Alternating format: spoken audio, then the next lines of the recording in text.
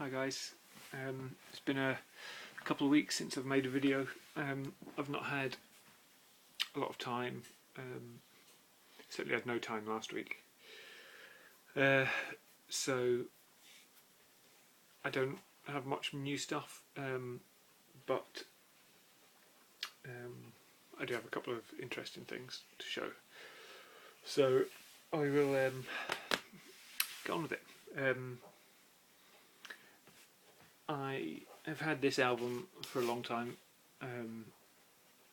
Gong's Camembert Electrique. This was their first album, but as you can see, this one is pretty knackered, so I bought a new one. I think this is a slightly later issue. You can see it's got the kind of glossy cardboard sleeve, not laminated but glossy, but is on the lovely get it to shine there, Caroline label, which I really like. But yeah, I think this is maybe an 80s pressing. And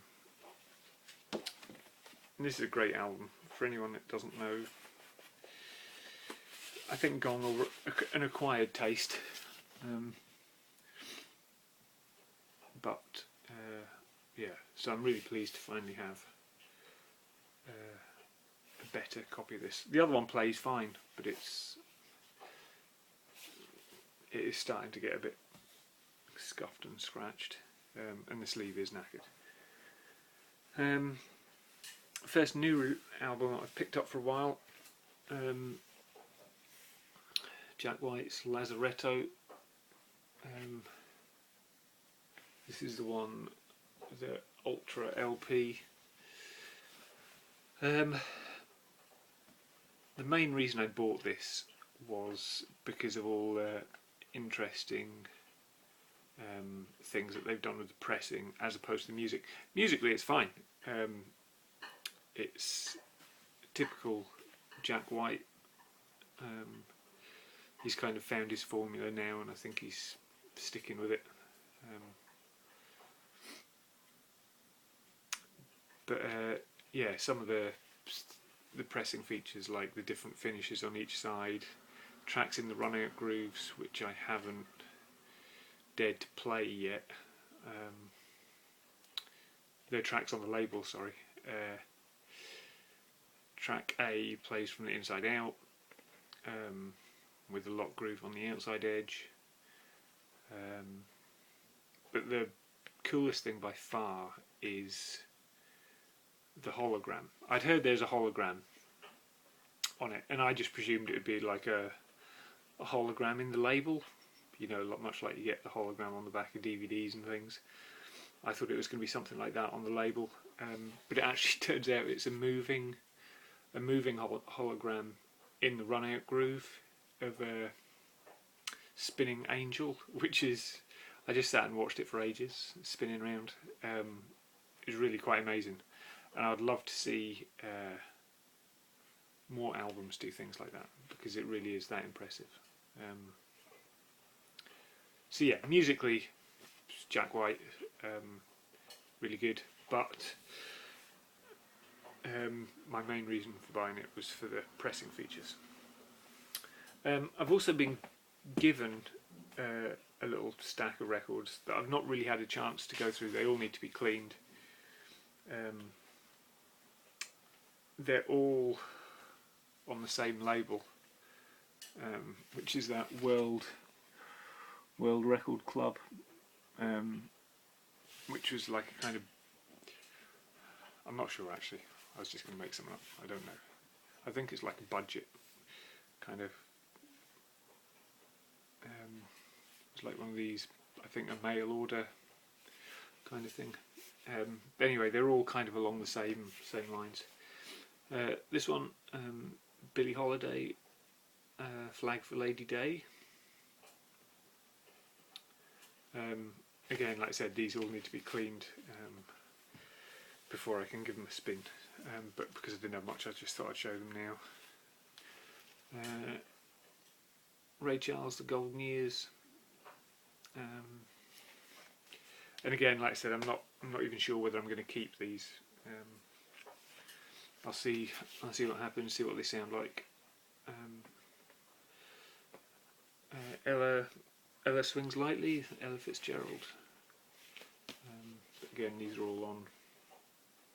You see quite a lot of these actually kicking around in charity shops, these World Record Club records, which is quite possibly where these came from, I don't know. And the last one is Nat King Cole, Wild Is Love. I really like the cover of this one, so I might just keep it, even just for the cover. It's really nice. Nice drawing of them on the back. And one last thing that I picked up, that I found in one of the charity shops, that I bought just out of interest, was this, which is That Was the Week That Was, and it's a BBC's tribute to JFK. That Was the Week That Was a kind of satirical comedy,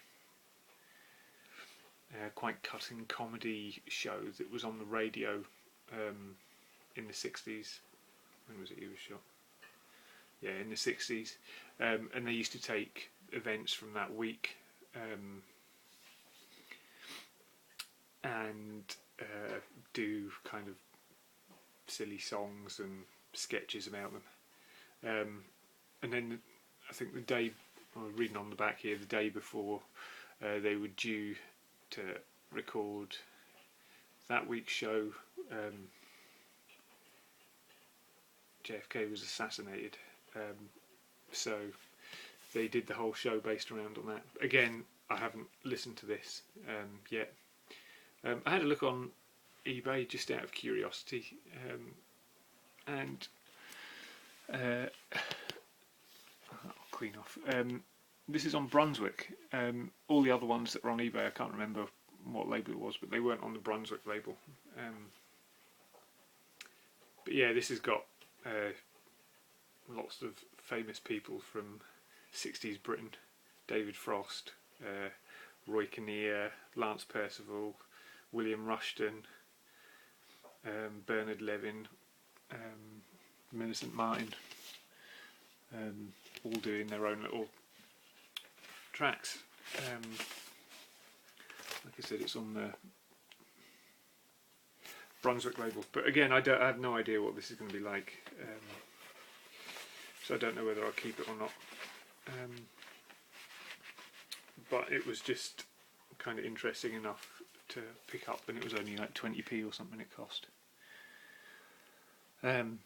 So it was a curio more than anything. And finally, I've done another couple of sketches in my book. I seem to be coming down with a cold, which isn't much fun. I know Mike wanted to see my Odyssey and Oracle. So there we go. There's the Zombies Odyssey and Oracle. I spent a bit more time over this one, I must admit, because I wanted to get it right. So where's that? And the Catch-22 is Soft Rock and All Sorts, which I've listened to a few times now, and it's grown on me. There's some great tracks on it. Yes, that's it. 9.5 minutes. I'm going to try and keep this to under 10, and I seem to have succeeded. So it's great to see everyone out there. Oh, and to Andreas as well, Sonic Mainliner. I am coming to London around the middle of next month. I'm not sure how much time I've got, but if you PM me or maybe swap mobile numbers or something, and I'll try and get in contact with you. So take care.